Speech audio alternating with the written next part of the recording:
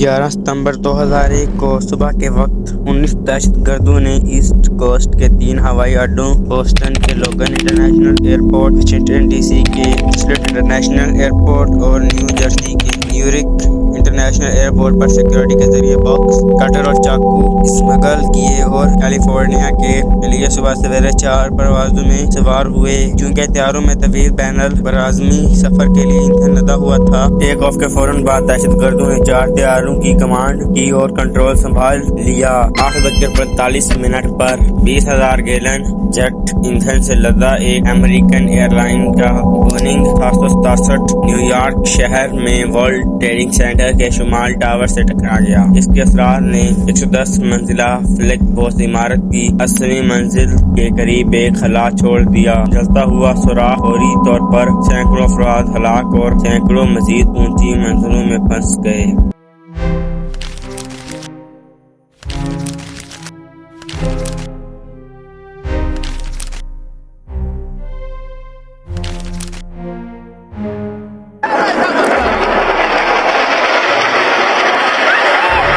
جیسے ہی ٹاور اور اس کے جڑواں افراد کو خالی کرنے کا کام جاری تھا، ٹیلی ویژن کیمروں نے اس کی لائیو تصویریں نشر کی، جو ابتدائی طور پر ایک عجیب حادثہ معلوم ہوتا تھا۔ پھر پہلا طیارہ ٹکرانے کے 18 منٹ بعد دوسرا بوئنگ 767 یونائیٹڈ ایئر لائنز کی پرواز 175 آسمان سے نمودار ہوا، تیزی سے ورلڈ ٹریڈنگ سینٹر کی طرف مڑا اور 60ویں منزل کے قریب ساؤتھ ٹاور سے جا گرا۔ اس تصادم سے ایک زبردست دھماکہ ہوا جس سے جلتا ہوا ملبہ آس پاس کی عمارتوں اور نیچے کی سڑکوں پر گر گیا۔ جب لاکھوں افراد نیو یارک میں رونما ہونے والے واقعات کو دیکھ رہے تھے، امریکن ایئر لائن کی پرواز 77 نے واشنگٹن ڈی سی کے مرکز کے اوپر چکر لگایا، اس سے پہلے کہ صبح 9:45 پر پینٹاگون کے فوجی ہیڈ کوارٹر کے مغرب میں گر کر تباہ ہو گیا۔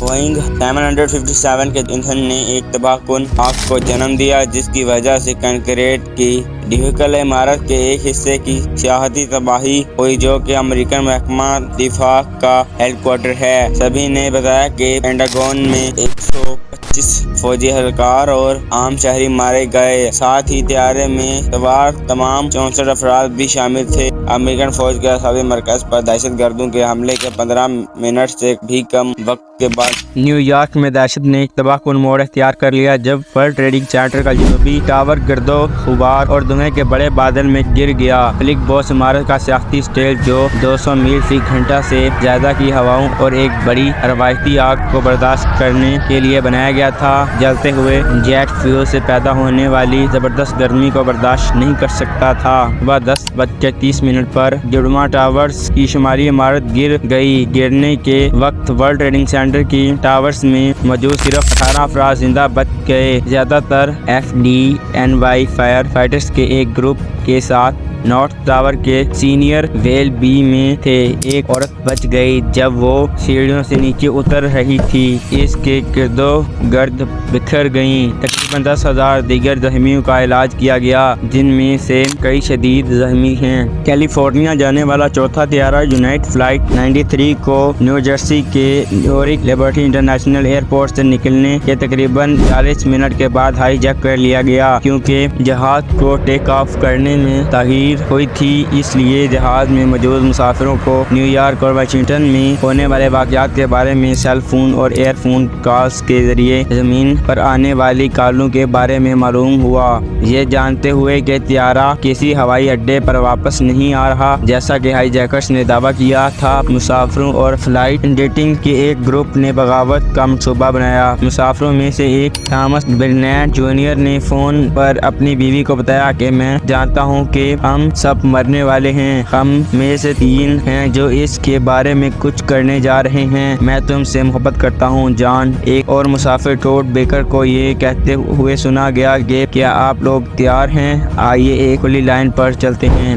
9/11 کے حملوں میں کل 2,996 افراد مارے گئے، جن میں سے 4 ہوائی جہازوں میں سوار 19 दहशत गर्द हाई जैकर्स भी शामिल थे। न्यूयॉर्क, वाशिंगटन डीसी और पेनिनसुला में 78 ममालिक के शहरी हलाक हुए। वर्ल्ड ट्रेडिंग सेंटर में 2 हवाई जहाज जुड़वां टावर से टकराने के बाद 2763 2763 हलाक हुए। इस आदाद-ओ-शुमार में 343 फाइटर्स और पैरामेडिक, 23 न्यूयॉर्क सिटी पुलिस अफसरान और 37 पोर्ट अथॉरिटी पुलिस अफसरान शामिल हैं, जो इमारत को मुकम्मल तौर पर खाली कराने और ऊंची मंजिलों में फंसे दफ्तरी कारकुनों को बचाने के लिए जद्दोजहद कर रहे थे। पेंटागन में 189 अफराद हलाक हुए, जिनमें से 64 अमरीकी एयरलाइंस के प्रवास 77 पर थे, जिसने इमारत को टक्कर मारी थी। फ्लाइट 93 पर पेनिनसुला में त्यारा गिरने से 44 अफराद हलाक हुए। रात 9 बजे सदर जॉर्ज बुश, जो हमलों के वक्त फ्लोरिडा में थे और सिक्योरिटी खदशात की वजह से पूरे मुल्क में बंद रहने में दिन गुजार रहे थे, व्हाइट हाउस वापस आ गए। रात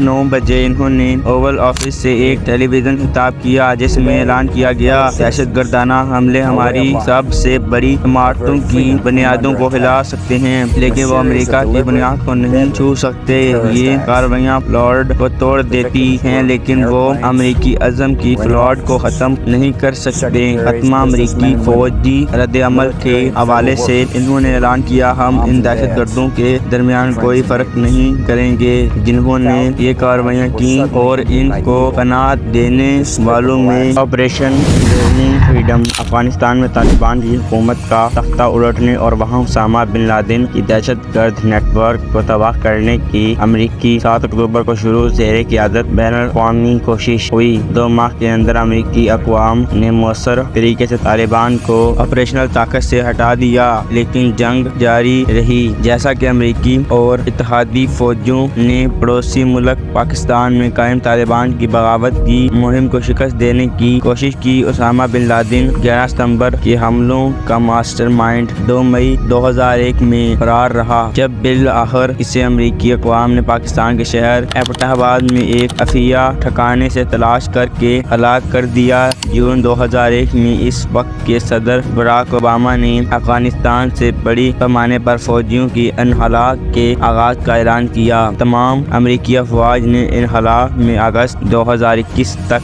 का वक्त लगा। 9/11 के हमलों ने अमरीकी मईशत पर फौरी मनफी असर डाला। हमलों के दौरान न्यूयॉर्क स्टॉक एक्सचेंज समेत वॉर स्टीयरिंग के बहुत से इदारों को खाली करा लिया गया था। हमलों के बाद कारोबार के पहले दिन मार्केट 7.1% यानी 684 पॉइंट्स गिर गई। सिर्फ न्यूयॉर्क शहर की मईशत ने पहले 3 महीनों में महाना 1,43,000 मुलाजमीन और $2.8 बिलियन की इज्जत खो दी। सबसे ज्यादा नुकसान फाइनेंस और हवाई नकल व महल में हुआ, जो कि कोई मुलाजमतों का 60% है। वर्ल्ड ट्रेडिंग सेंटर के नुकसान के हतमिया लागत $60 बिलियन है। ग्राउंड ज़ीरो पर मलबा साफ करने की लागत 750 मिलियन थी। हमलों के 1 माह से भी कम अरसे के बाद सदर जॉर्ज बुश डब्ल्यू ने अल-कायदा को ख़त्म करने और उसामा बिन लादेन को तलाश करने के लिए एक बैनुल-अक़वामी इत्तेहाद की मदद से अफगानिस्तान पर हमले की क़यादत की। 9/11 हमलों के मुबैना मनसूबा साज खालिद शेख मोहम्मद को 2003 में पाकिस्तान में गिरफ्तार किया गया था। वो तब से